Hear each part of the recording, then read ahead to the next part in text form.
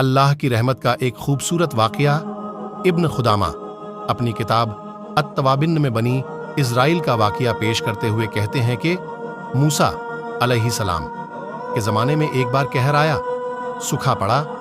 آپ اپنے تمام صحابہ کے ساتھ اللہ کی بارگاہ میں ہاتھ اٹھا کر بارش کے لیے دعا کرتے ہیں۔ اللہ کی جانب سے موسیٰ علیہ السلام کو غیب سے آواز آئی اور کہا کہ اے موسیٰ، آپ کے ایک صحابی نے ابھی تک توبہ نہیں کی۔ موسیٰ علیہ السلام اپنے صحابہ سے کہتے ہیں کہ تم میں سے کون ہے جس نے ابھی تک توبہ نہیں کی، اسی لیے بارش نہیں ہو رہی۔ یہ کہتے ہی بارش کا برسنا شروع ہو گیا۔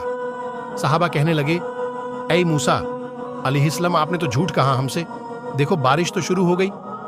موسیٰ علیہ السلام پریشان ہو کر اللہ سے سوال کرنے لگے، اے اللہ، یہ کیسا ماجرا ہے؟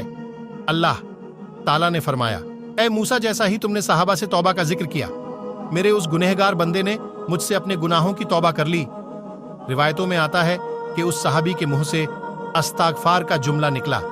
موسیٰ علیہ السلام نے کہا، اے اللہ، مجھے بھی بتا بھلا وہ کون تھا بندہ؟ اللہ تعالیٰ نے فرمایا، اے موسیٰ، میرا بندہ جب گناہ کر کے توبہ نہیں کیا تب میں نے تم سے چھپایا، اب تو میرا بندہ توبہ کر چکا ہے، پھر بھلا اب تمہیں کیسے اس کا نام بتا دوں؟ سبحان اللہ، یہ رشتہ ہے اللہ کا اپنے بندوں سے۔ میرے عزیزو، اللہ رب العزت ہمارے گناہوں کو پوشیدہ رکھنے پر قادر ہیں، اور صرف پوشیدہ ہی نہیں بلکہ ہمارے گناہوں کو معاف کرنے پر بھی قادر ہے۔ ذرا شدت سے خالص اس کی بارگاہ میں ہاتھ پھیلا کر تو دیکھو۔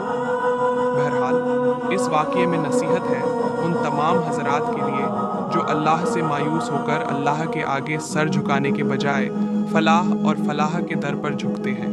اپنے گناہوں کے قصے انہیں سنا کر انہیں اپنے گناہوں پر گواہ اور حجت بناتے ہیں۔ اللہ رحم کرے، نہ جانے کس حد تک ہم اپنے رب سے مایوس ہوتے ہیں جبکہ وہ تو ہماری توبہ کے انتظار میں رہتا ہے۔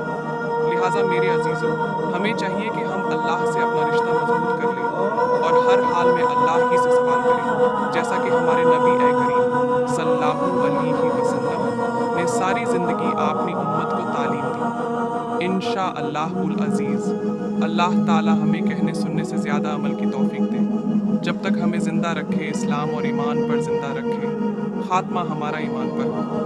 وآخر دعوانا الحمدللہ رب العالمین۔